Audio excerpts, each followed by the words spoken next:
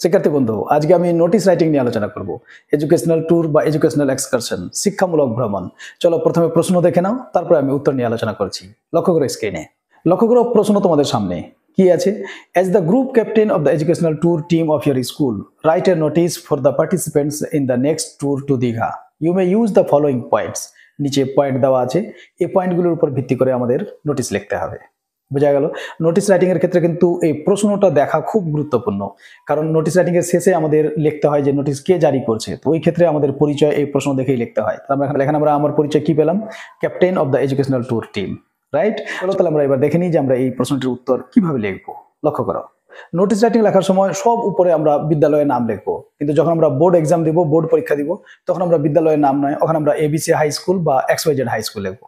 তারপরে নোটিস এই কথাটাকে ব্লক লেটারে লিখতে হবে।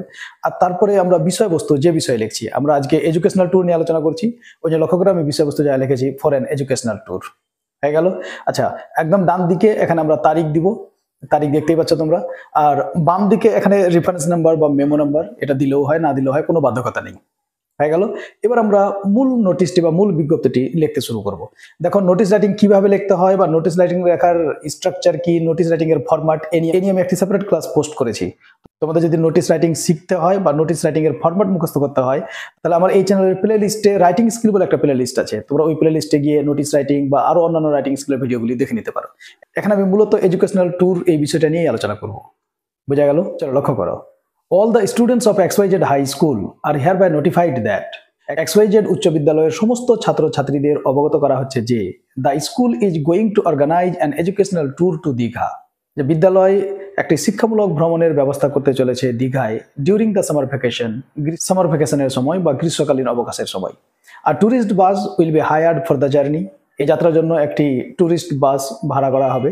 The tour will commence on 28 April at 8:30 AM।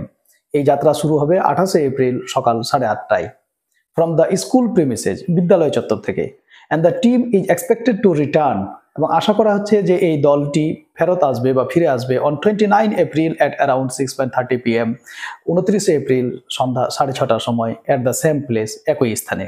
যে আমরা একটু প্যারা চেঞ্জ করবো, আবার লিখবো students willing to join the tour must assemble at the school premises by 8 AM। ছাত্রছাত্রীরা যারা এই ট্যুরে যোগদান করতে ইচ্ছুক, তারা অবশ্যই একত্রিত হবে বিদ্যালয় চত্বরে বাই 8 AM, সকাল 8টার মধ্যেই বা সকাল 8টার আগেই, on the day of departure, প্রস্থানের দিন বা যাওয়ার দিন। They should carry their own kits, তাদের নিজের নিজের ব্যাগপত্র বহন করতে হবে। কন্টেইনিং এসেন্সিয়াল আইটেমস, যাতে প্রয়োজনীয় বা অপরিহার্য জিনিসগুলি থাকবে, সাচ এজ লাইট ক্লোথস, হালকা কাপড় চোপড়, ওয়াটার বটল, জলের বোতল, নেসেসারি মেডিসিনস, যদি কোনো প্রয়োজন হয় তাহলে ওষুধপত্র, অনেকের যাত্রার সময় মাথা ঘুরে বমি হয়, রাইট? আইডেন্টিটি কার্ড, পরিচয়পত্র, ক্যাপ, টুপি, স্লিপার্স, চপ্পল অ্যান্ড ড্রাই ফুড, এবং শুকনো খাবার।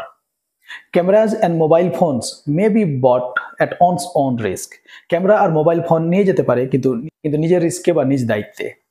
Next, interested students must submit their applications along with a guardian's consent letter, যে আগ্রহী ছাত্রছাত্রীরা অবশ্যই তাদের আবেদনপত্র জমা দিবে গার্জেনের সম্মতিপত্র সমেত। কনসেন্ট লেটার মানে সম্মতিপত্র।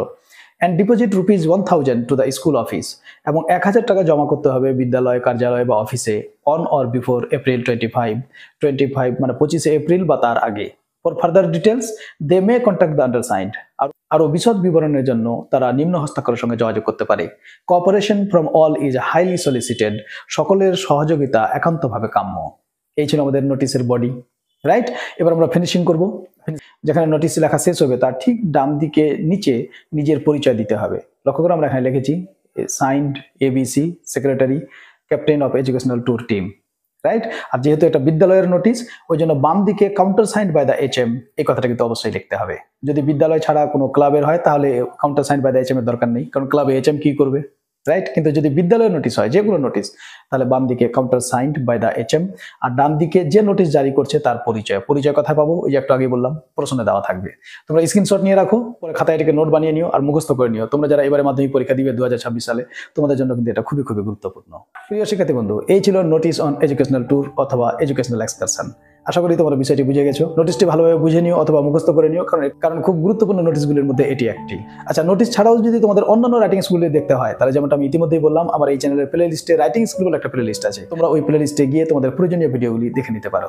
তাহলে খুব শীঘ্রই তোমাদের সঙ্গে আবার দেখা হবে পরবর্তী ভিডিওতে। Till then, be happy, take care of yourself, keep watching and keep learning English. Happy learning.